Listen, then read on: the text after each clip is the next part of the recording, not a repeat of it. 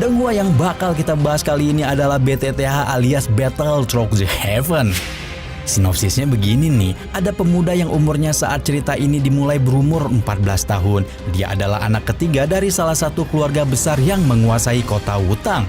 Pemuda ini dulunya adalah anak jenius yang memiliki kemampuan hebat dalam bela diri ketika berumur 10 tahun. Tapi karena suatu kejadian di masa lalu, kekuatan si anak jenius ini perlahan-lahan menghilang hingga jadi sosok yang cupu. Pada awal-awal cerita, kita bakal melihat susahnya si pemuda ini dalam menjalani hidupnya. Tapi yang namanya berbakat cuma butuh sadar dan latihan sedikit pasti udah langsung bisa bangkit kembali. Gimana, udah dapat gambaran kan betapa serunya Donghua ini? Langsung aja kita masuk ke pembahasannya. Jauh sekali di dunia ini terdapat sebuah benua besar di mana sihir tidak pernah ditemukan. Namun setiap manusia yang berasal dari sana memanfaatkan sebuah energi yang bernama Doki. Hampir setiap kegiatan membutuhkan Doki ini, termasuk juga dalam praktek baku hantam. Terdapat 10 tingkatan Doki yang dimulai dari Doze hingga Do di benua ini, tempat petarung terkuat yang bisa menguasai segalanya. Kita pergi ke suatu tahun tertentu dalam kisah cerita ini, menuju salah satu dari 3 keluarga besar yang akan melakukan sebuah ujian pemeringkatan. Seorang pengawas yang berdiri di tengah memanggil seorang pemuda yang bernama Xiaoyan. Orang-orang menatap pemuda itu dengan ekspresi merendahkan, bahkan tidak jarang ada yang menertawakannya di depan umum. Xiaoyan berjalan menuju sebuah totem batu raksasa, menempelkan tangannya di depan sebuah batu yang bercahaya biru tersebut.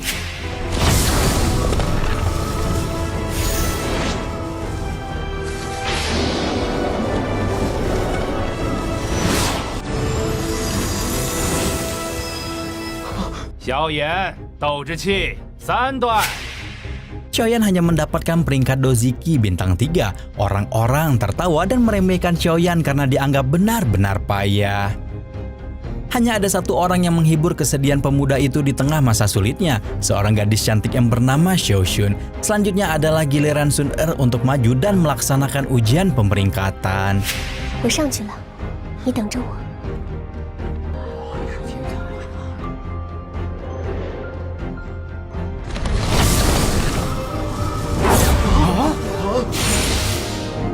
小薰儿，斗志气9段，高级9段。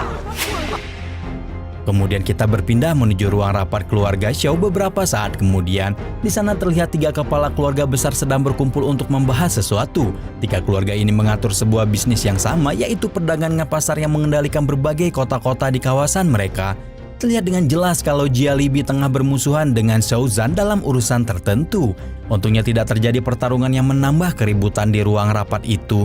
Xiao Zhan mengeluarkan sebuah surat dari balik bajunya, sebuah perjanjian yang berisi kontrak pernikahan anaknya Xiaoyan. Pemuda itu dulunya adalah seorang jenius yang mampu meraih gelar Doki bintang 9 pada umur 10 tahun.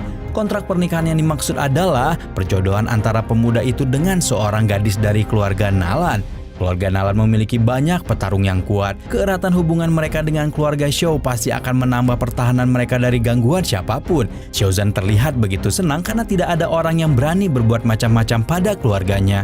Jia Libi mengembalikan kontrak pernikahan tadi kepada Xiao Zhan dengan wajah masam, memutuskan kalau hari ini dia akan kembali ke kediamannya sambil memikirkan banyak hal. Tapi tiba-tiba mereka mendapatkan kabar mengejutkan mengenai kedatangan calon istri Xiaoyan.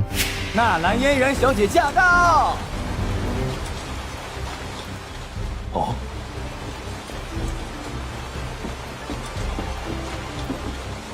云岚宗宗主弟子纳兰嫣然前来拜见萧族长。 Yanran memberikan sebuah hadiah kepada Xiao Zhan berupa pil kolektor Qi. Pil tersebut dapat mencegah kegagalan seorang ahli bela diri untuk menaikkan peringkatnya. Biasanya diperlukan banyak waktu dan tenaga untuk menapaki ranah tertentu, tapi pil ini dapat meningkatkan tingkat keberhasilan hingga 100%. Hanya saja kedatangan Yanran dan hadiah ini dimaksudkan untuk membatalkan perjodohannya. Sebuah kontrak yang diakui oleh kedua belah pihak tidak bisa dibatalkan begitu saja. Karena itulah Yanran datang membawakan pil kolektor sebagai bentuk ganti rugi. Yanran memang setuju untuk menikahi Xiaoyan pada awalnya, tapi dia hanya ingin kejeniusan dari sosok pemuda tersebut. Xiaoyan yang telah melemah sekarang sama sekali bukan orang yang dia inginkan. Sebagai bentuk keseriusannya, Yan Ran juga membawa seorang ahli bela diri yang berada pada tingkat Dadaoshi bintang 7 Puyer 16. Ketika situasi ini menjadi semakin panas, sosok yang sedang dibicarakan pun tiba di hadapan semua orang.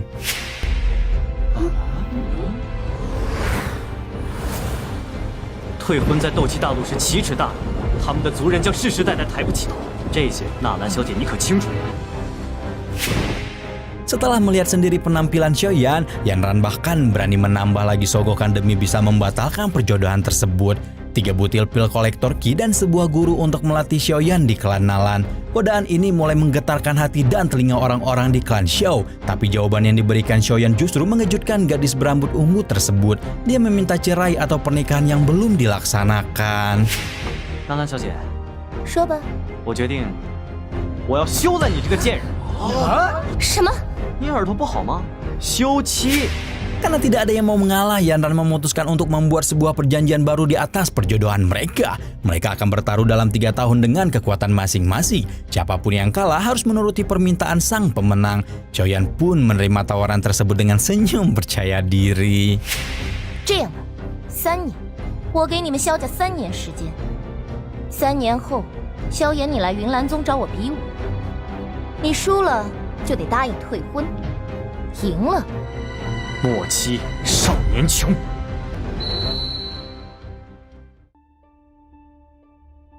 Keesokan harinya, Xiaoyan kembali pada rutinitasnya menyedihkan setelah kehilangan kekuatannya, berjalan dengan wajah lesu tanpa menatap orang-orang di sekitarnya. Orang-orang menaruh harapan pada mantan jenius itu, terutama Xiao Xun yang terlihat begitu dekat dengannya. Tapi Xiaoyan yang sedang tidak ingin bergantung pada siapapun, dia memutuskan untuk berjalan sendirian hingga bertemu dengan salah satu sepupunya.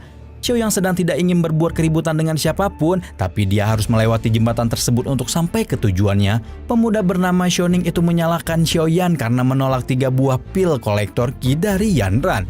Dia juga meminta sepupunya itu untuk bertanggung jawab atas semua perbuatannya. Tapi Xiaoyan sejatinya bukanlah seorang yang bodoh. Dia memiliki banyak fakta yang bisa dibocorkan atas kelemahan Xiaoning.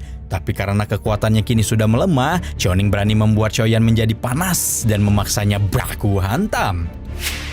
好，今天你就先试试。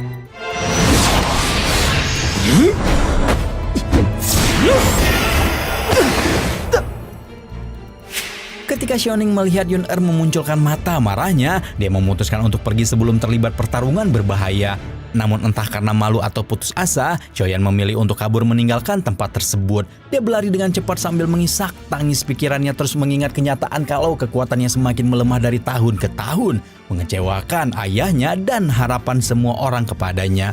Pemuda itu sampai di depan makam seseorang yang sangat dicintainya. Di sisi lain dari makam tersebut, Xiaozan juga berada di sana merasa kasihan atas nasib buruk yang menimpa anaknya. Ketika Xiaoyan masih menitikkan air matanya, tiba-tiba dia mendengarkan suara dan cincin di tangannya bersinar terang.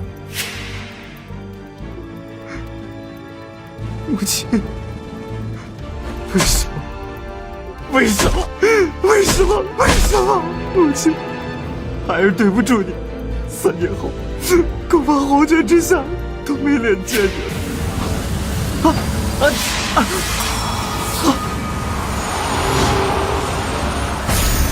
小娃娃，刚刚不还在发愁吗？ Sosok kakek tua tak berwujud bernama Yolo itu muncul menawarkan bantuan kepada Xiaoyan. Dia menjelaskan beberapa dasar mengenai pengendalian Qi mulai dari pembagian 12 tingkat dan 4 kelas yang jelas sudah lama diketahui oleh Xiaoyan. Dia memamerkan pengetahuannya dan bersedia untuk mengajar Xiaoyan menjadi jauh lebih hebat. Tawaran tersebut terdengar sangat menggiurkan baginya. Tapi Xiaoyan yang cerdas memilih untuk memikirkan baik-baik kejadian aneh di hadapannya ini. Bagaimana bisa seorang kakek berwujud hantu bisa mengajarkan pengendalian Qi tingkat Xuan lebih tinggi dari Huang yang bisa diajarkan oleh guru-guru dari keluarga ternama. Lebih-lebih lagi, gelar Tian yang hampir mustahil untuk dicapai. Kenaikan tingkat untuk mencapai level Huang dan Xuan biasanya membutuhkan bantuan dari seorang alkemis tingkat 5. Tapi Yolo menampilkan kepercayaan diri kalau dia adalah sosok yang jauh lebih hebat daripada itu. Awalnya seluruh ucapan Yolo dianggap lelucon oleh pemuda itu. Tapi Xiaoyan akhirnya sadar kalau kakek tua inilah yang selama ini menyerap kekuatannya hingga menjadi selemah ini. Semua itu terpaksa dilakukan Yolo karena bentuk rohnya dulu sangatlah lemah. Xiaoyan memang sangat marah, tapi dia sadar diri kalau dirinya yang sekarang tidak bisa melakukan apapun. Dia bersedia menerima Yolo sebagai guru dengan satu syarat, kakek tua itu harus bisa melatihnya menjadi Doziki bintang 7 dalam waktu 1 tahun saja. Untuk membuktikan kesungguhan dari ucapannya, Yolo mencoba menggunakan kekuatan untuk menggerakkan pepohonan bambu di sekitar mereka. Pertama-tama Xiaoyan diminta untuk mengumpulkan beberapa bahan-bahan langka. Semua kebutuhan itu diperkirakan akan lebih mahal dari 1000 koin emas. Tapi Xiaoyan yang sudah kehabisan ide tidak punya pilihan lain selain menerimanya. 也行，不过真爱药方不能让钱给憋死，看我的吧！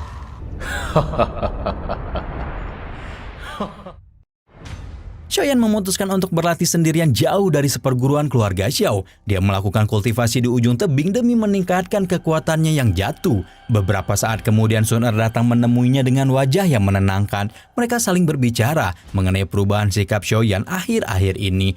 Kemudian pemuda itu mengatakan maksud sebenarnya mengenai masalah keuangan. Ribuan koin emas adalah jumlah yang sangat besar, tapi Sun Er dengan mudah mau memberikan uang itu kepadanya. Putra ketiga dari keluarga Xiao dan seorang gadis cantik yang berbakat itu langsung pergi ke pasar untuk berbelanja. Mereka bertemu dengan seorang apoteker yang tampaknya adalah orang baru. Sun Er langsung menunjukkan kartu emas yang menandakan pelanggan khusus. Pelayan baru tadi memberitahu mereka berbagai keunggulan dari toko obat tersebut, termasuk juga bahan baru langka yang bernama kristal neraka. Tapi tujuan Xiaoyan kali ini adalah membeli 3 jenis bahan-bahan untuk meningkatkan kekuatannya. 因为和拍卖场关系密切，你能在我们店里面，那么二位接下来要买点什么？甚至是黄泉血晶，3支20年份的紫叶兰草。好嘞。 Dengan bantuan Yolo yang bersembunyi di dalam cincin, Xiaoyan dapat memastikan kalau bahan-bahan tersebut memiliki kualitas bagus. Hanya saja terdapat beberapa kecurigaan dari toko obat ini. Sifat dari setiap pelanggannya terasa aneh dan cukup berbahaya. Selanjutnya setelah berbelanja, Sun Er mengajak Xiaoyan pergi ke suatu tempat. Tapi mereka menyadari kemunculan salah satu anggota dari keluarga Jiale yang datang ke pasar. Kecurigaan semakin terasa ketika mereka dicegat oleh 2 orang lain yang berasal dari keluarga saingan itu.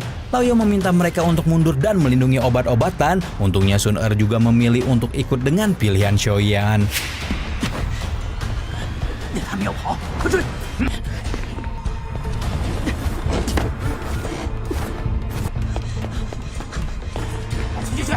一闪掌！我的火！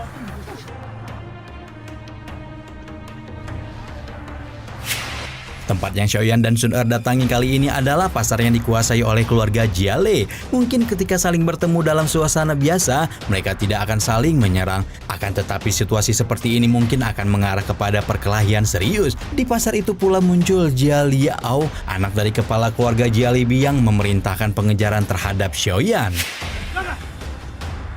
少爷，我们失手了，那就是跟丢了。少爷息怒。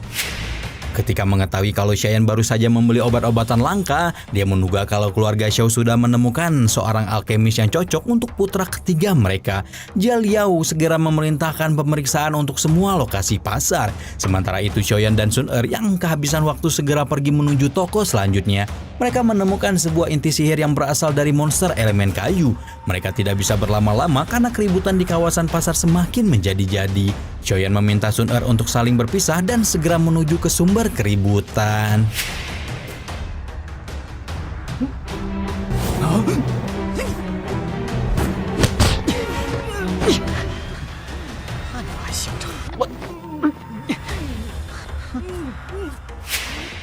Saat ini Xiaoyan sedang berada di pasar milik keluarganya, tapi para ahli bela diri dari keluarga Jiali terus mengikuti mereka hingga kemari. Celakanya saat ini dia pun tengah dikepung oleh 2 orang sekaligus.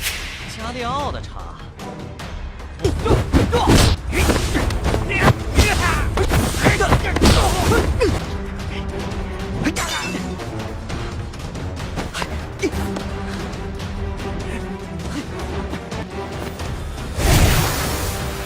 没想到，全是小孩子捉迷藏的把戏。校园哥哥，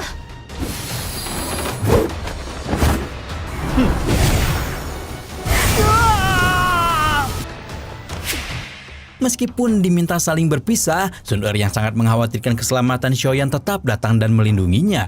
Di sini kita juga mengetahui kalau keluarga Jia Li berencana menjodohkan Jia Liao dengan gadis tersebut. Kemudian karena penjaga keluarga Xiao datang, mereka memilih untuk mundur dari pasar tersebut. Jia Liao segera memberikan laporan kepada ayahnya, termasuk juga kemungkinan kalau keluarga Xiao telah menemukan seorang alkemis yang berbakat. Alkemis yang dimaksud itu jelas sekali adalah Lao Yo, seorang ahli bela diri yang sedang dalam wujud roh dan bersembunyi di dalam cincin Xiaoyan.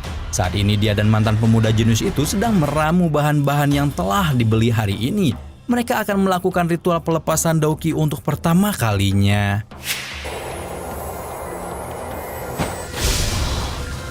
是的，果然还是失败了。先把斗气凝聚在一起，3段斗之气放出10火，也算是奇稳了。不过做到这样已经很不错了。这就是温养灵液啊，感觉很难的样子。萧炎，萧炎！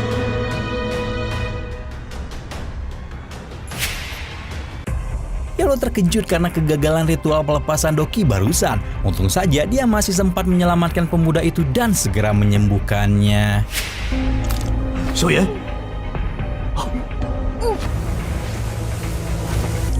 萧炎，萧炎！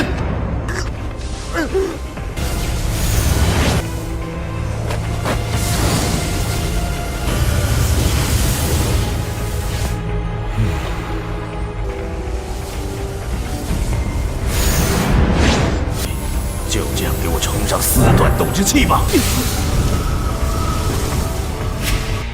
Setelah kondisi tubuhnya kembali pulih, Xiaoyan terlihat sedang memakan banyak roti manis karena kelaparan.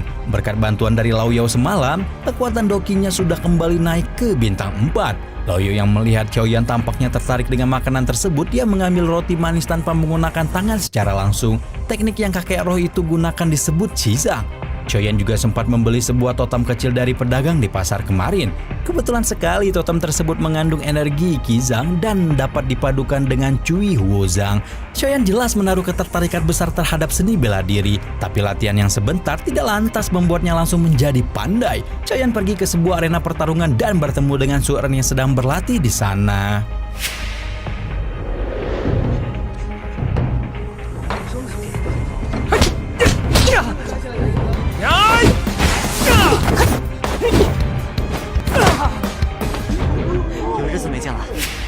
Sun Er benar-benar memperhatikan pemuda tersebut. Dia langsung sadar kalau Xiaoyan juga telah berhasil menembus Daoqi bintang 4. Tapi demi mengalahkan Yanran yang sudah berlevel 8, dia membutuhkan sesuatu yang jauh lebih hebat.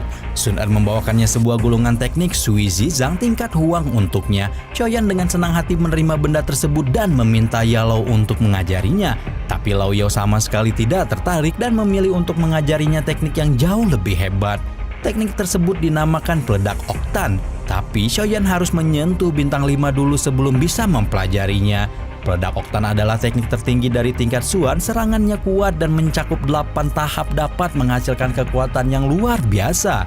Selain latihan untuk mempelajarinya sangat berat, Xiaoyan juga membutuhkan banyak obat-obatan langka lagi untuk dipakai. Keesokan harinya cerita berpindah menuju sebuah tempat berbeda, bukan milik keluarga Xiao dan keluarga Jia Li ataupun keluarga Aoba. Tempat tersebut adalah pelelangan khusus yang menawarkan berbagai barang-barang menarik dari seluruh negeri. Pelelangan ini diatur dan diawasi langsung oleh seorang wanita cantik bernama Yafei. Karena tidak berani meminjam lagi uang dari Sun Er, Xiaoyan memilih untuk menyamar sebagai orang asing dan pergi ke pelelangan. Xiaoyan bertemu langsung dengan Yafei yang akan menguji setiap barang lelang. Awalnya obat yang akan dijual Xiaoyan hanya dikira sebagai obat penguat dasar Qi, tapi obat tersebut tidak memiliki efek samping dan sangat lembut. Yafei pun setuju untuk mengatur waktu bagi pria asing ini. 你尽管验看好了，请给我安排最快的拍卖时间。确实是筑基灵液，但是还不知品级。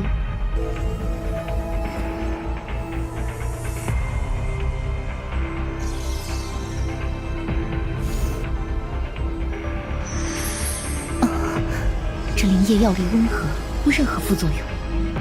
我这就去安排。Tiga keluarga besar selalu hadir dalam acara pelelangan. Mereka akan berebut mengambil barang-barang bagus demi kepentingan masing-masing. Obat yang ditawarkan Xiaoyan dibuka dengan nilai 8.000 emas. 各位，刚刚拍卖场接到一样新的拍品，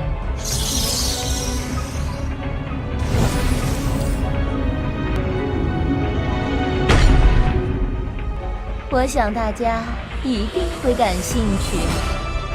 传说中的筑基灵液，2品丹药4万，成交。 Xiaozan benar-benar menaruh harapan besar bagi Xiaoyan. Dia rela mengeluarkan uang dalam jumlah besar untuk membeli obat tersebut. Keputusan Xiaozan yang membeli obat seharga 80.000 koin emas menjadi masalah utama di ruangan keluarga saat ini. Meski begitu, sang kepala keluarga tetap kokoh dengan pendiriannya dan yakin ini adalah pilihan yang tepat. Dia percaya anaknya mampu memberikan kejutan hebat daripada teknik-teknik tinggi yang dibeli keluarga lain. Xiaozan keluar dari ruangan dan bertemu dengan anaknya. Dia pun segera memberikan obat penguat dasar tersebut kepada Xiaoyan, meski tidak tahu kalau putranya itu sedang memanfaatkan dirinya untuk sebuah tujuan lain.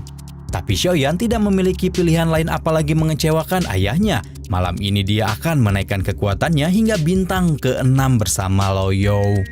Meskipun kekuatannya sudah meningkat, Xiaoyan masih harus berlatih keras dengan teknik peledak oktan bersama sang kakek Ro. Dasar dari seluruh kekuatannya harus dilatih sebaik mungkin agar tidak menjadi sia-sia. Xiaoyan ingin segera mencapai bintang ke-7 sebelum upacara kedewasaan 2 bulan lagi. Lao You menyarankan untuk tidak terburu-buru, tapi kecepatan latihan pemuda itu mungkin akan membuatnya meraih impiannya dalam sekejap mata.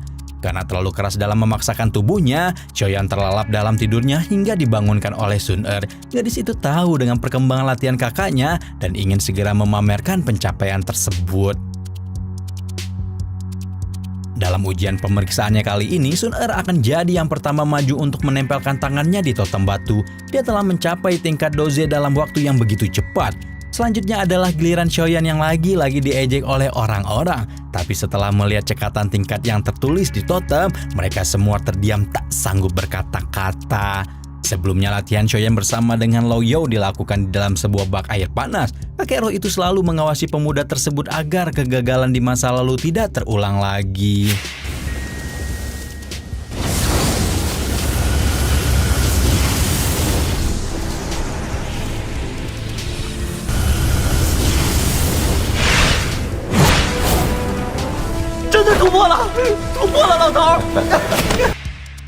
Dengan senyum yang mekar di wajahnya, Xiaoyan segera berjalan menemui Sun Er. Tapi kebangkitan sosok pemuda jenius ini mengundang banyak kecemburuan, mulai dari sepupunya hingga keluarga Jiale yang merencanakan sesuatu.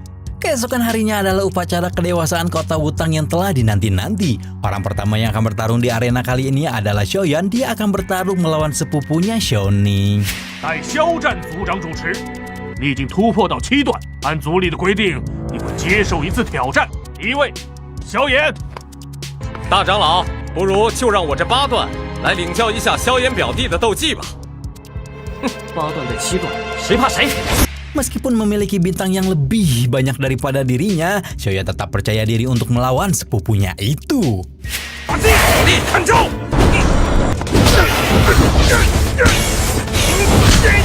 看来表弟斗技还是练得少啊！ Xiaoyan berhasil menahan teknik Suan tingkat tinggi dari Xiaoning dengan sangat baik. Bahkan dalam pertarungan tersebut, dia telah mendapatkan peningkatan kekuatan menjadi 8 bintang doki. Bakat yang hebat dari pemuda jenius ini jelas-jelas sudah kembali ke permukaan, tapi kemunculannya telah diantisipasi oleh keluarga Jiale dengan sebuah obat khusus. Ujian keluarga jelas telah berimbang, tapi Xiaoning masih ingin terus melanjutkan pertarungan mereka berdua. Teknisi Zhang Xiaoyan berhasil melemparkan Xiaoning jauh keluar arena. Kali ini telah dipastikan kalau pemuda songong itu tidak bisa lagi dianggap sebagai pemenang. Tapi salah satu suruhan dari keluarga Jiale datang menawarkan obat yang dimaksud sebelumnya. Xiaoning telah meminum pil penguat ki yang terlarang. Obat kuat itu dia obat kuat anjing. Berkat obat ini dia dapat memasuki mode mengamuk dan bertarung habis-habisan. Resiko dari obat ini sangatlah berbahaya, tapi hasil yang didapatkan nanti sangat sepadan dengan kekuatannya.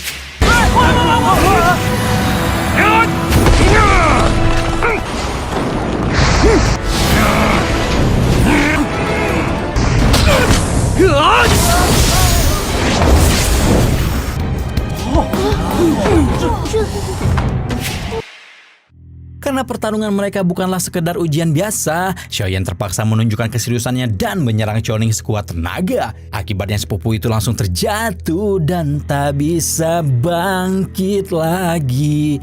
Xiaoyan tidak bisa dihukum karena Xiaoning sendiri yang telah bertindak curang. Bahkan pemuda itu harus dihukum dalam kurungan selama 3 bulan. Tapi peningkatan bintang Xiaoyan juga berkat bantuan dari sepupunya itu. Berita mengenai sang pemuda jenius yang telah bangkit ini menjadi ancaman bagi keluarga Jiale. Untuk itu, Jia Liao telah menyiapkan seorang alkemis bernama Lucy untuk membantu mereka.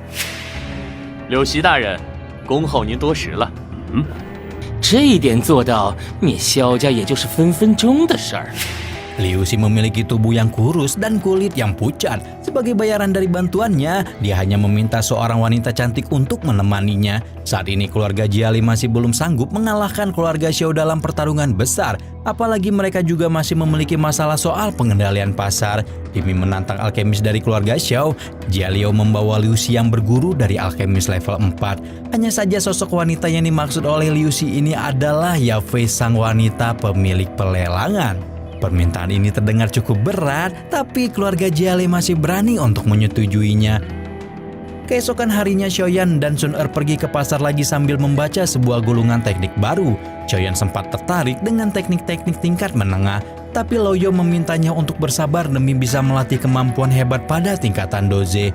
Secara kebetulan keadaan pasar terasa berbeda. Xiaoyan dan Sun Er bertanya pada salah satu pedagang mengenai masalah ini. Ternyata para pelanggan mereka telah pindah ke pasar keluarga Jiale untuk membeli pil permajaan dengan harga murah. Untungnya Lao Yao memiliki ide untuk menyelesaikan persoalan ini. Xiaoyan kembali dengan penyamarannya pergi ke aula pelelangan. Dia menginginkan beberapa bahan-bahan untuk menyempurnakan reflektor darah. Yafei yang cerdas tahu kalau ini dimaksud untuk menantang pil permajaan dari keluarga Jiale, maka dari itu dia tidak bisa membantu masalah persaingan keluarga. Tapi secara kebetulan terjadi insiden di ruangan tersebut.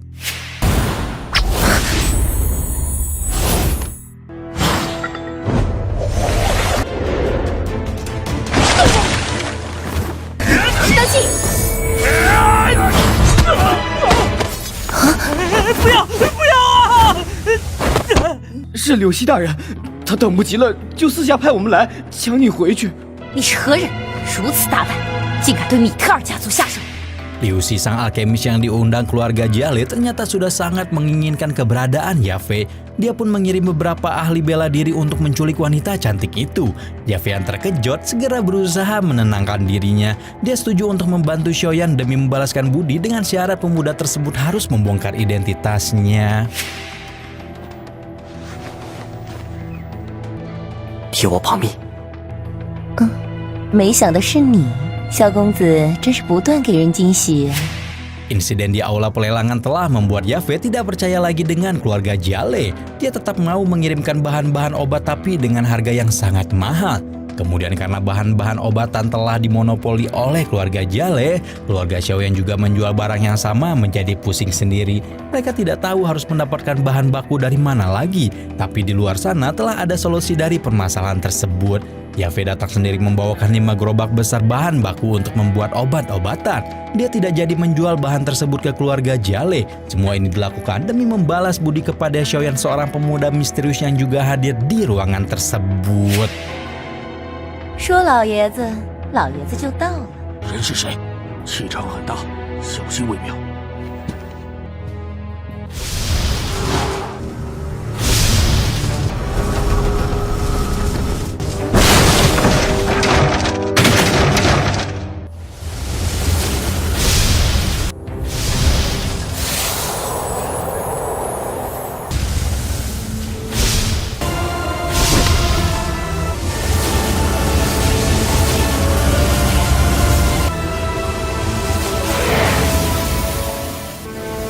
凝血散，正是。 Berkat teknik dan kemampuan yang dipelajari dari Lao Yao, Xiaoyan berhasil menyempurnakan kolektor darah dan memberikan semua obat tersebut kepada keluarga Xiao secara diam-diam. Xiaozan yang merasa sangat berterima kasih menunjukkan wajahnya di hadapan pemuda tersebut, tanpa tahu kalau sosok sebenarnya adalah anaknya yang sangat ia banggakan. Xiaoyan keluar dari ruangan keluarga di tengah hujan yang lebat. Yafei pun datang beberapa saat kemudian dan mengingatkannya untuk berhati-hati dengan keluarga Jiale. Pada suatu hari di pasar keluarga Jiale, obat peremajaan dijual dengan harga 200 koin, 2 kali lipat lebih mahal daripada harga saat kemarin. Kenaikan ini membuat para pelanggan menjadi protes, apalagi ketika harga obat dinaikkan kembali menjadi 300 koin emas. Salah satu pelanggan yang temannya sedang terluka merengsek maju ke depan. Uang yang mereka dapatkan dari bekerja bisa-bisa langsung habis demi membeli obat tersebut. Sayangnya tidak ada rasa kasihan yang bisa diberikan sebegitu mudahnya. Tiba-tiba salah satu rekan mereka datang membawakan sebuah obat lain. Tanpa pikir panjang mereka segera menggunakannya untuk pria yang terluka tersebut.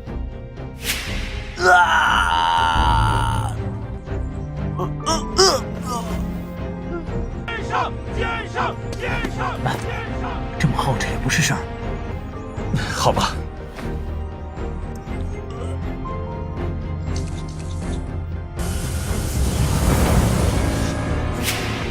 Rekan bermasker tadi menyebutkan kalau dia baru membeli obat tersebut dari pasar keluarga Xiao dengan harga 99 koin saja. Seketika semua pelanggan keluarga Jiale kabur ke pasar sebelah dengan cepat. Karena harga bahan baku yang sangat mahal dan hilangnya semua pelanggan mereka, keluarga Jiale menjadi pusing sendiri. Jiale akhirnya memutuskan untuk mengurangi harga obat menjadi 150 koin emas. Beberapa saat kemudian salah satu bawahan mereka membawakan sebuah kabar yang lebih buruk. Aula pelelangan Yafei telah mengirimkan sebuah bahan baku ke keluarga Xiao, termasuk juga membatalkan kerjasama dengan keluarga Jiale. Insiden penculikan beberapa hari lalu tentu menjadi penyebab dari hal ini. Jialebi segera memanggil Liu Shu dan meminta pertanggungjawabannya atas insiden tersebut. Tapi baginya masalah ini bukanlah sesuatu yang harus dibesar-besarkan. Alkemis itu mengeluarkan sebuah resep obat yang diperkirakan lebih efektif daripada reflektor darah keluarga Xiao. Mereka juga bisa membeli bahan bakunya di luar kota Wutan dengan harga yang murah. Tapi syaratnya dari bantuannya telah berganti. Kali ini dia meminta wanita cantik yang mustahil didapatkannya, yaitu Shun Er. Jialebi telah mengincar gadis dari keluarga Xiao itu untuk dijodohkan dengan putranya. Dia tidak sudi apabila ada pria cabul yang mencoba mengotori rencananya. Jialebi meminta anaknya untuk pergi langsung ke pasar keluarga Xiao dan mencuri resep reflektor darah mereka. Kita berpindah menuju kediaman keluarga Xiao, tepat hari ketika kakak Xiaoning yang bernama Xiaoyu datang kembali ke kota Wutan. Dia datang membawakan obat untuk mengobati adiknya yang terluka. Tetua keluarga Xiao memberitahu kalau Xiaoyan telah membantu dalam proses pengobatan tersebut. Tapi Xiaoning yang tabiatnya memang buruk menuduh sepupunya telah berbuat jahat kepadanya. Emosi seketika memuncak di kepala gadis berpakaian hijau tersebut. Karena sudah lama meninggalkan kota Wutan, Xiao pergi memeriksa kondisi pasar bersama dengan adiknya. Xiaoning memberitahu mengenai keadaan kota Wutan akhir-akhir ini, termasuk juga keributan yang terjadi di antara keluarga Xiao dan Jiale. Tepat beberapa saat setelahnya, kedua saudara itu tiba-tiba sudah dikepung oleh pasukan keluarga Jiale. Penyerangan ini dipimpin langsung oleh Jia Liao sambil membawa Liu Xi.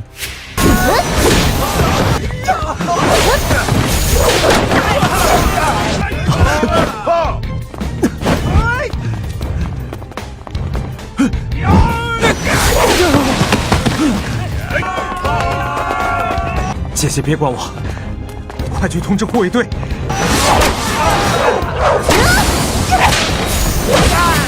Di sisi lain dari pasar tersebut, Xiaoyan yang sedang berpatroli mendapatkan kabar kalau sedang terjadi keributan di wilayah mereka. Dia segera mengambil langkah dan menyusul ke arena pertempuran. Dalam keributan itu pula, Jia Liao juga ikut turun tangan dan menyerang Xiaoyu. Karena tidak yakin kalau kakak sepupunya itu bisa bertahan sendirian, Xiaoyu segera melompat turun untuk memberikan bantuan. Meskipun secara tidak sengaja, dia telah membuat sedikit kesalahpahaman kepada Xiaoyu. 我正要找你呢，萧炎，你倒是自己送上门来。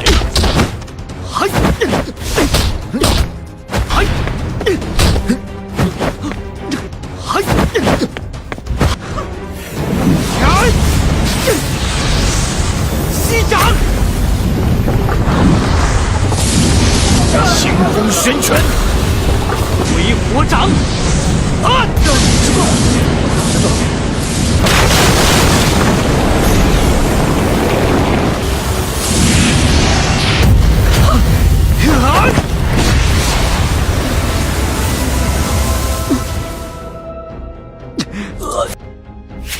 Pertarungan antara Xiaoyan dan Jia Liao membuat orang-orang di sana terkejut. Pertarungan antara Dozuki bintang 8 melawan Doze bintang 3 yang jelas sangat tidak seimbang. Kabar ini juga sampai ke telinga Sun Er yang langsung bergegas menyusul kakaknya itu. Karena perbedaan kekuatan mereka memang cukup besar, Xiaoyu terpaksa beralih ke mode bertahan ketika berhadapan dengan Jia Liao. Tiba-tiba Xiaoyan terdiam dan menunduk ke arah tanah, mengumpulkan kekuatan dalam jumlah besar tepat di kedua tangannya. Xiaoyan menarik kedua sepupunya agar tidak ikut campur dalam pertarungan tersebut, menyisakan tubuhnya yang sedang dilimuti aura jingga yang sangat menakutkan. 你死定了！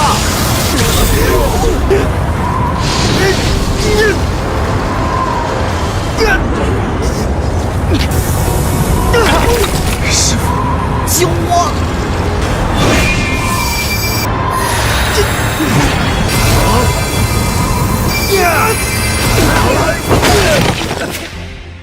Xiaoyan sadar kalau kekuatannya masih jauh dari kata cukup, maka dari itu dia memanggil Lao Yao keluar untuk memberikan sebuah bantuan.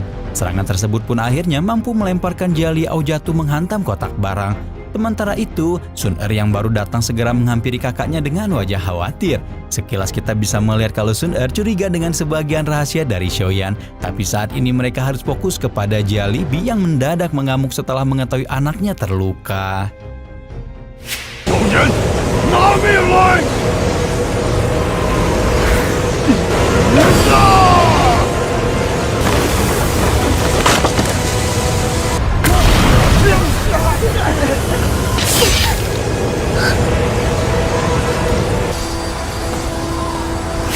Sun Er ingin membawa kakaknya pergi dari arena pertempuran, sementara Xiaoyan memilih untuk tetap berada di sana. Kalau begini terus mereka berdua hanya akan menjadi korban yang tak terelakkan. Untunglah di saat-saat kritis itu muncullah Xiaozan dengan kemampuan kultivasi yang tidak bisa diremehkan. 该死的老家伙！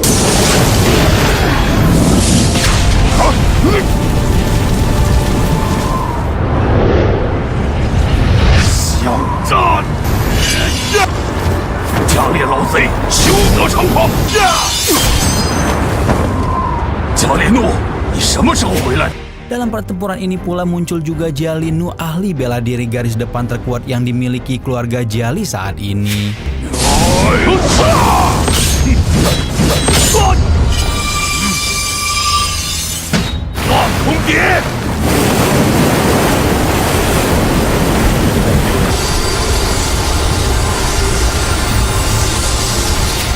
Setelah keluarga Jiali memutuskan untuk kabur dari pasar keluarga Xiao, Xiaozan segera memberikan obat untuk membantu penyembuhan anaknya. Kedatangan Jia Nu membuat permasalahan di antara keluarga mereka semakin kacau.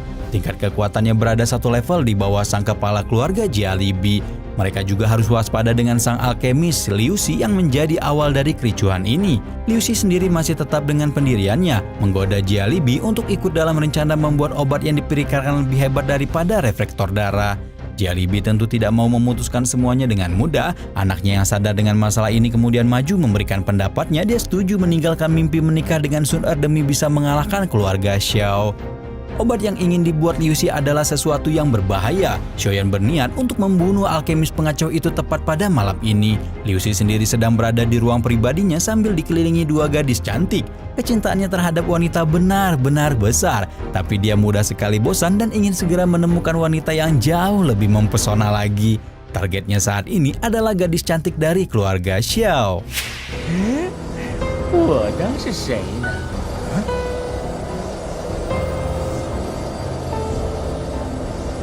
不仅要成为我柳行的女人了，正好今晚洞房。 Liu Xi terlihat begitu senang ketika mengetahui gadis pujaannya datang sendiri ke hadapannya. Tapi dia tidak pernah menyangka kalau ini mungkin akan menjadi akhir dari riwayat hidupnya. 正好今晚洞房。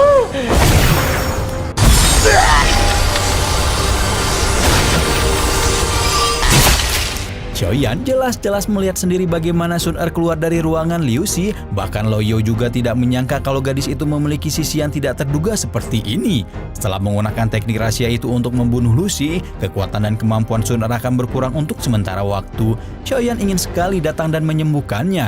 Tapi Lao Yao melarang pemuda itu karena mengetahui sendiri apa yang dirasakan Sun Er saat ini. Loyo tahu kalau Xiaoyan memiliki perasaan kepada Sun Er, tapi sekarang dia memiliki urusan lain untuk diselesaikan. Berita mengenai kematian Liu Xi menjadi permasalahan baru untuk keluarga Jiali. Mereka tidak bisa membuat obat Hu Tiango untuk menyayangi reflektor darah. Tapi Jia Liao memiliki sebuah ide licik. Dia akan mengundang Liu Xi dan mengadu dombanya dengan keluarga Xiao agar mereka saling bertarung. Jia lebih setuju dengan rencana ini dan segera meminta Jia Linu untuk membeli bahan obat di luar kota. Keesokan harinya, Xiaoyan pergi ke aula pelelangan. Di sana dia langsung disambut oleh Yafei yang mungkin sudah menantinya sebegitu lama. Di sana Xiaoyan memberitahu informasi mengenai niat keluarga Jiali membuat Hu Tiango. Berdasarkan informasi dari Yafei, sepertinya keluarga Jiali akan pergi ke kota sebelah yang masih menyediakan bahan baku pembuatan obat. Xiaoyan akan pergi sendiri untuk menyelidiki permasalahan ini. Dia diantar oleh ayahnya hingga ke perbatasan kota hutan.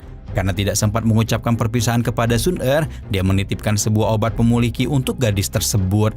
Xiaoyan tidak tahu kapan dia bisa kembali, tapi yang jelas pemuda itu memiliki misi penting demi kesejahteraan keluarga mereka. Perjalanan membututi rombongan keluarga Jiali harus ditempuh dengan jarak yang sangat jauh. Saat ini Xiaoyan sedang berada di pegunungan monster sambil berkultivasi dan menguji kekuatannya. Kemampuan Xiaoyan saat ini telah berada pada bintang 9. Sudah cukup untuk membuat monster level 1 kabur terbirit-birit ketika melihatnya. Tapi belum cukup untuk melawan monster level 2 dan 3, karena itu Loyo memberikannya sebuah senjata berbentuk pedang yang sangat besar.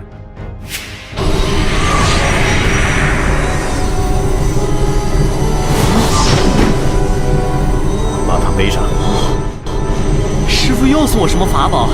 师傅最好了，谢谢师。 Berat dari pedang tersebut tidak sanggup diangkat Xiaoyan dengan kedua tangannya. Berdiri saja dia hampir tidak sanggup, apalagi disuruh mengayunkan senjata bernama Quan Zongqi itu. Tapi selama beberapa hari ke depan, Xiaoyan harus menguatkan dirinya untuk tetap berlatih keras. Mulai dari berjalan sambil bertatih-tatih hingga memanjat pohon. Tubuhnya pun harus terbiasa menahan lecet-lecet dan pedih, termasuk juga menahan beban pedang dengan tangan yang diam di tempat. Hari ke hari pun berlalu. Xiaoyan mulai mengerti cara mengatasi kelemahannya dengan pedang tersebut meskipun ada banyak hal yang masih harus dia pelajari. Setelah 3 hari, akhirnya Xiaoyan bisa memegang pedang itu dengan satu tangan. Kemungkinan besar dia akan berhadapan langsung dengan Jia Linu dalam misi kali ini. Tiba-tiba, Xiaoyan dan Lao Yao mendengar suara teriakan dari seorang gadis di tengah hutan.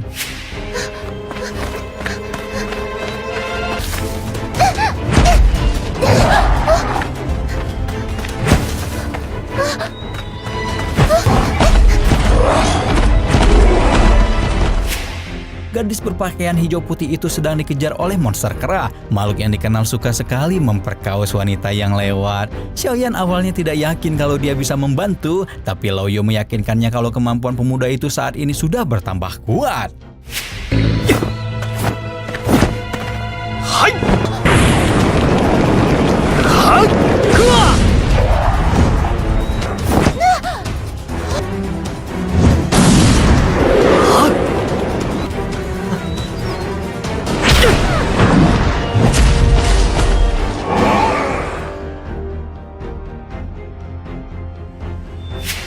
Bukannya mendapat ucapan terima kasih atas perbuatannya, gadis bernama Xiao Yishan justru menuduh Xiaoyan sebagai orang yang mesum. Dia adalah seorang ahli medis yang berasal dari kota Kingshan dan berpisah dari kelompok utamanya.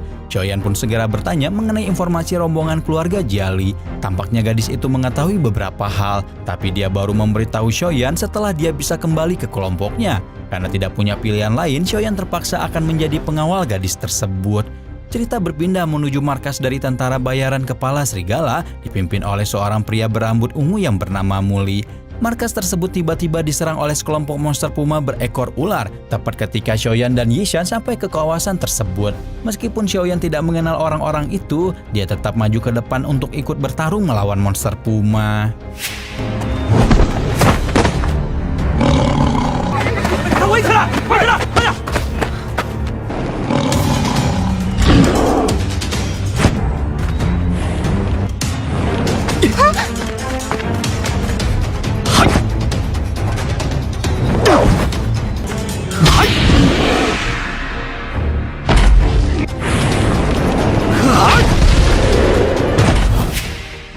Keahlian bertarung Xiaoyan dipuji oleh Muli. Dia memberikan 2 ekor monster puma yang telah dibunuh oleh pemuda itu. Berdasarkan informasi dari Laoyo, kemungkinan mereka bisa menemukan inti monster yang sangat dicari-cari oleh para pemburu. 此外，魔兽山脉因为魔兽众多，所以团和采药团经常相互结伴进山，互相之间也不负报仇。这里的药材也格外丰富，时不时还能找到一些稀有的。这毕竟是个弱肉强食的世界呀。 Xiaoyan benar-benar beruntung karena bisa menemukan inti monster. Keberuntungannya itu juga disaksikan oleh Yishan yang berada di sampingnya. Ketika Xiaoyan menuntut informasi mengenai rombongan keluarga Jiali sebagai balas budi, Yishan tiba-tiba berniat mengganti perjanjiannya. Dia baru mau memberitahu kabar mengenai keluarga Jiali kalau mereka sudah sampai di desa Kingsan besok. Xiaoyan khawatir kalau dia akan kehilangan jejak musuh apabila terlalu lama berada di sana. Tapi dia sama sekali luluh dengan ucapan gadis manis di hadapannya itu. Untuk sementara waktu, Xiaoyan terpaksa tinggal bersama kelompok tentara bayaran. Dia juga ikut bersama Yishan pergi ke hutan untuk mencari berbagai tanaman obat. Kemampuan Laoyo dalam mengidentifikasi benda-benda sangat luar biasa, tapi dia selalu mengerjai Xiaoyan dengan berbagai candaan. Hingga akhirnya dia membawa pemuda itu untuk menemukan Huang Lianjin. Keberuntungan Xiaoyan pun semakin menjadi ketika dia berhasil menemukan inti dari tanaman tersebut.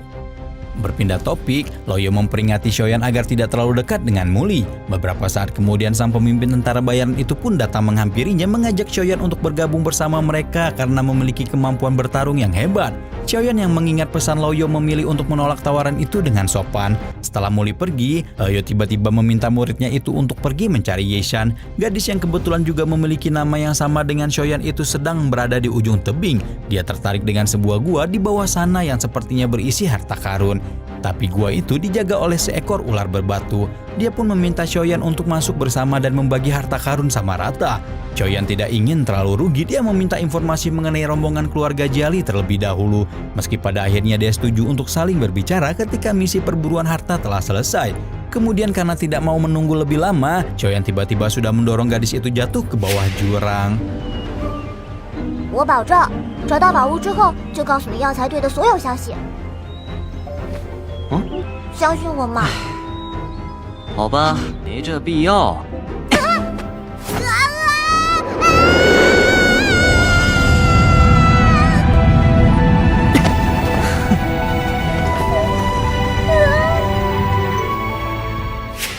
Yishan terus berteriak karena tiba-tiba didorong jatuh oleh pemuda yang bersamanya. Untungnya Xiaoyan cukup cekatan dalam meraih sulur tanaman hingga membuat mereka bisa mendarat dengan aman.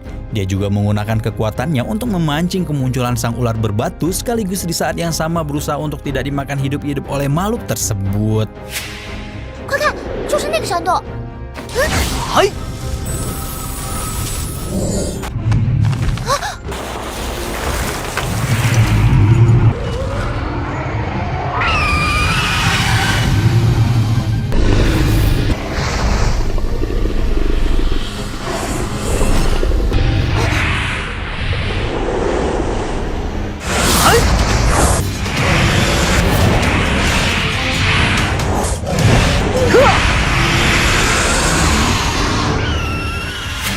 Xiaoyan berhasil menjatuhkan monster tersebut dengan teknik yang pertama diajarkan oleh Laoyo kepadanya. Kemudian mereka berdua berpegangan kepada sebuah sulur dan berayun menuju mulut gua.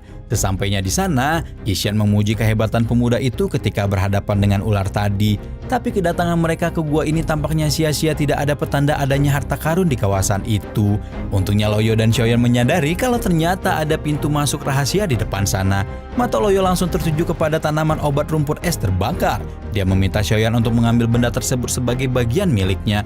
Di dalam pintu masuk rahasia ada 3 buah peti dengan beberapa koin emas yang berserakan. Xiaoyan ingin mengambil rumput es terbakar dan bagian dari peti, sementara koin-koin emas tadi bisa diambil oleh Yishan. Sebelum membuka peti pertama, Xiaoyan menyadari kalau ada sebuah kunci dan gulungan rahasia di mayat pemilik gua. Peti pertama berisi gulungan cara pembuatan obat-obatan beracun yang akan menjadi milik Yishan. Peti kedua berisi zirah level Swan tingkat tinggi bernama sayap elang. Tetapi sebelum peti ketiga dibuka, mereka terkejut karena mendengar tertawa bahagia dari Muli dan kelompok tentara bayarannya. Ternyata ketika mengajak Xiaoyan masuk menjadi anggotanya, dia sudah mengincar gadis dan harta karun tersebut. Xiaoyan segera menarik Yishan untuk kabur lebih jauh ke dalam gua. Dia menggunakan beberapa teknik doki untuk menyerang pengejar yang berada di belakang.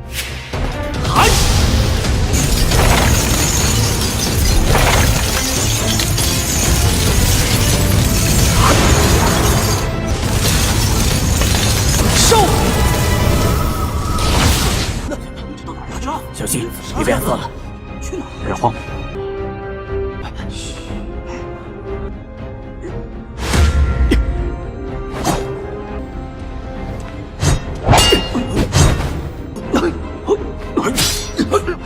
灵魂感知力。 Meskipun tidak mengalahkan musuhnya, Xiaoyan telah membuat si isi gua menjadi sangat gelap. Dia menggunakan kemampuan mata malam untuk bergerak ke tempat tersebut, tapi mereka masih belum bisa langsung kabur karena pintu gua dijaga oleh Muli. 是不可能的。找死！血祭低级斗技。八极崩！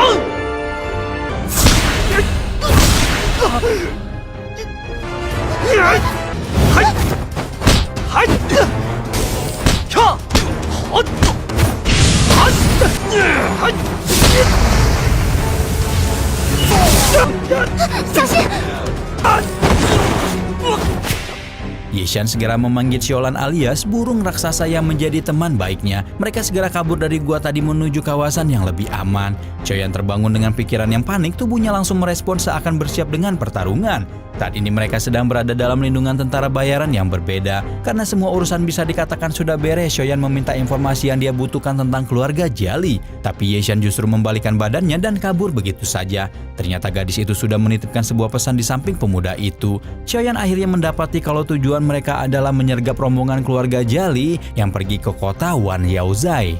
Xiaoyan segera pergi dengan cepat dan mengambil posisi aman selagi menunggu dia berkultivasi untuk meningkatkan kemampuannya. 好了，你现在可以服下我之前为你炼制的聚气散了。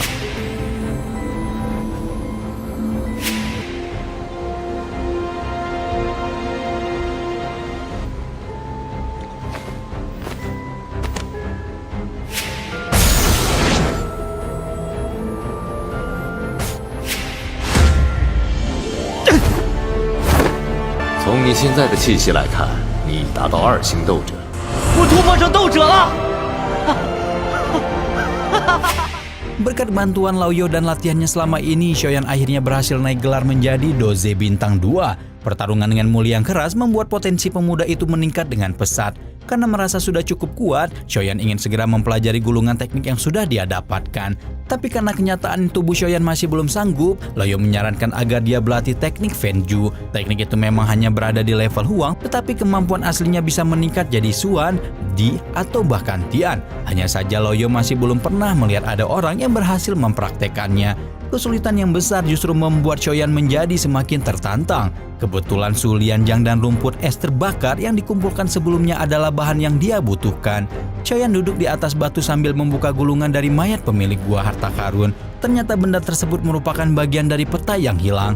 Satu-satunya informasi untuk menemukan api tunggal peringkat 3 dari 23 inti api terkuat di dunia. Bahkan Laoyo sendiri hanya memiliki inti api peringkat ke-11. Dia pun menjadi semakin bersemangat ketika mengetahui keberuntungan hebat dari muridnya itu. 西掌，吹火掌。老师，我感觉学习了焚诀后，斗气没有太明显提升啊。 西掌和吹火掌已经掌握得很娴熟了。 Meskipun sudah mengontrol kekuatannya dengan baik, Xiaoyan tetap merasakan ada perubahan dalam level dokinya. Ternyata dia baru bisa mendapatkan bintang baru setelah melahap inti api. Meski begitu, Laoyo tetap memintanya berlatih seperti ini demi mempersiapkan tubuhnya. Wadah yang kuat pasti akan bisa menampung kemampuan yang hebat pula. Seingat Laoyo, efek pertama dari Fenju cukup mematikan. Maka dari itu dia akan memberikan sebuah teknik khusus kepada muridnya tersebut.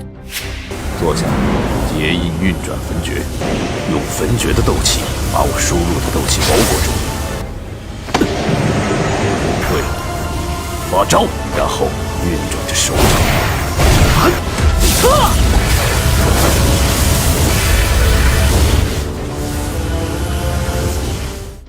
Api putih yang disalurkan Laoyo mampu membakar pepohonan dengan mudah. Dengan begini mereka mungkin sudah siap untuk maju ke tahap berikutnya. Kebetulan sekali pula orang yang mereka tunggu-tunggu sudah tiba di lokasi.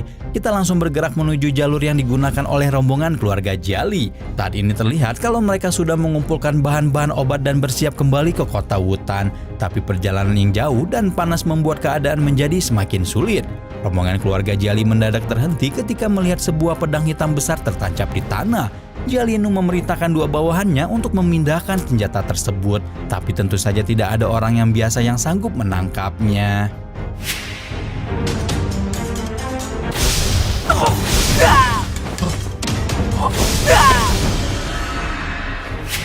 Jia Li langsung sadar kalau rombongan mereka sedang dicegat oleh penyerang tak dikenal. Dia segera mengambil posisi dengan anak panah Doki.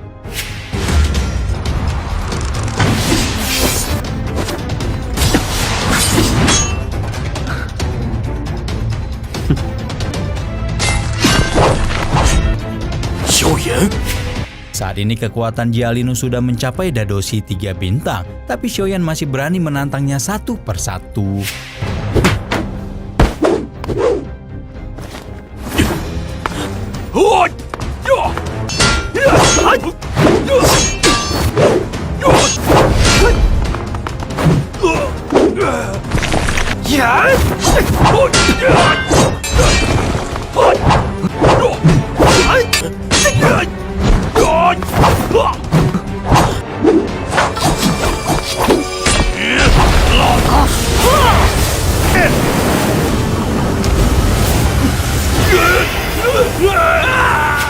Pada akhirnya, dia menjatuhkan orang kedua terkuat di keluarga Jia Li dalam jurang, membiarkan salah satu bawahan kabur dan melaporkan kepada Jia Li Bi.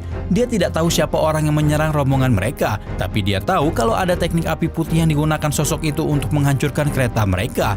Jia Li Bi dan anaknya langsung sadar dengan petunjuk tersebut. Baru pertama kali mereka melihat sebuah api putih yang pastinya adalah Xiaoyan. Tapi mereka tidak menyangka kalau anak itu sudah berkultivasi sampai sehebat ini. Berita buruk juga datang ketika bawahan tadi memberitahu kalau mereka berhutang 300.000 koin emas untuk membeli obat.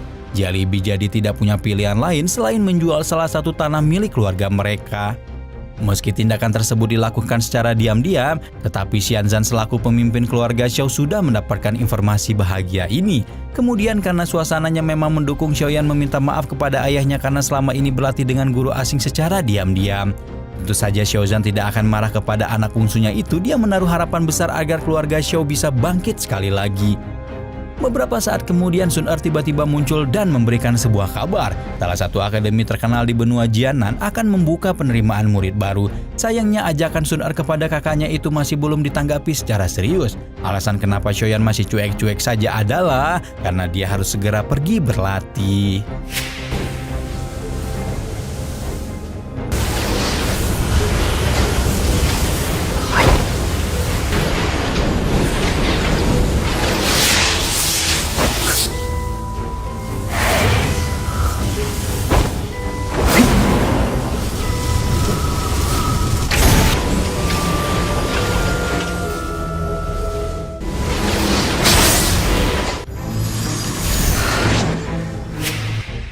Xiaoyan melatih kemampuannya menyaring obat di bawah pengawasan Lao Yao. Dengan begini tingkat kultivasinya juga dapat meningkat seiring dengan berjalannya waktu. Lao Yao melihat potensi Xiaoyan yang mungkin bisa menjadi penerusnya sebagai alkemis. Keesokan harinya Xiaoyan bersama dengan Sun Er pergi menuju tempat penerimaan Akademi Jianan. Di sana mereka bertemu dengan para sesepuh keluarga yang juga ikut ujian. Tes kali ini akan diawasi oleh seorang senior bernama Lobu. Setiap anak yang kekuatannya berada di peringkat Doki bintang 8 akan dinyatakan layak bergabung. 真是一块小馍。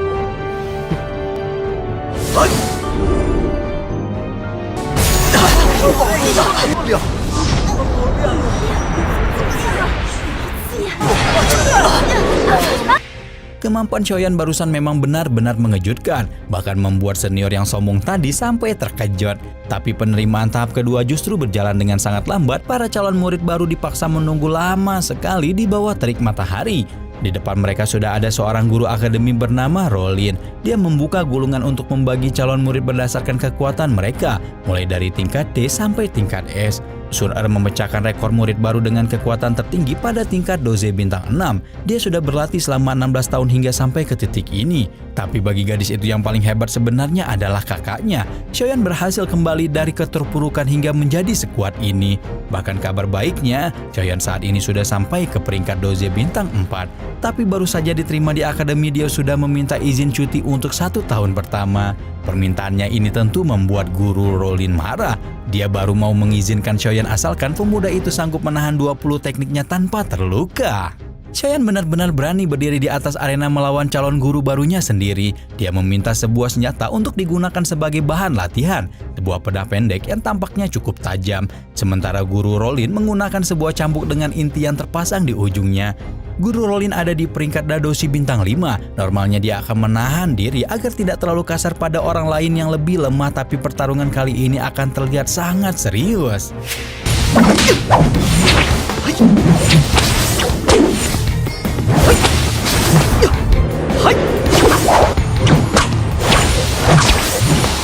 泄力水镜，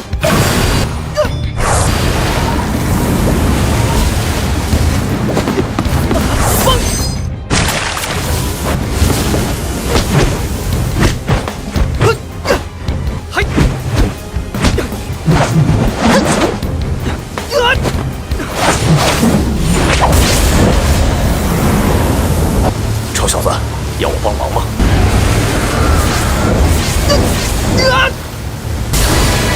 抱歉，若琳导师，我还站着呢。 Xiaoyan akhirnya berhasil mendapatkan izin dari guru Rolu untuk cuti selama 1 tahun. Dalam 7 hari para calon murid lain akan segera berkemas untuk pergi ke Akademi Jianan. Tapi sebelum berpisah, Xiaoyan mengundang guru Rollin untuk mampir ke kota Wutan. Tampaknya wanita itu juga tertarik untuk melihat seperti apa keluarga yang sudah melatih Sun Er dan Xiaoyan sampai sehebat itu.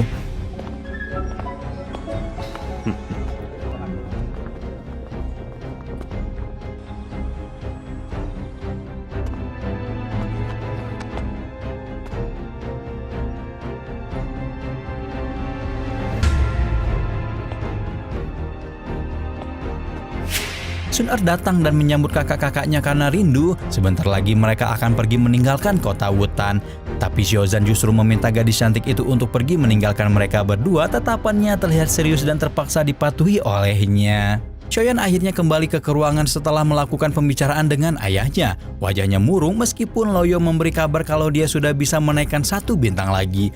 Xiaoyan memutuskan untuk pergi keluar sambil menghirup udara segar. Di sana dia bertemu dengan Yafei dan duduk di atas jembatan.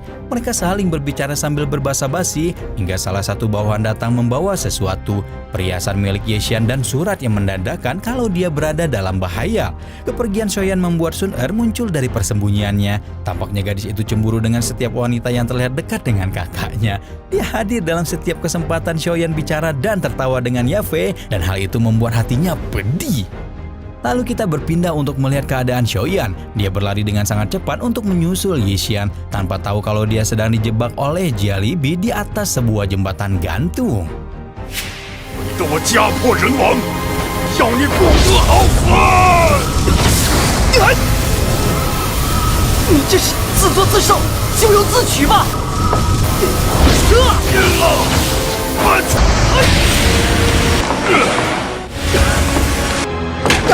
你疯了！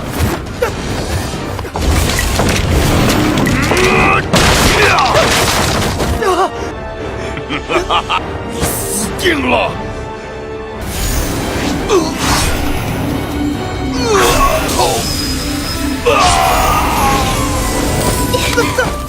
萧远哥哥，没事吧？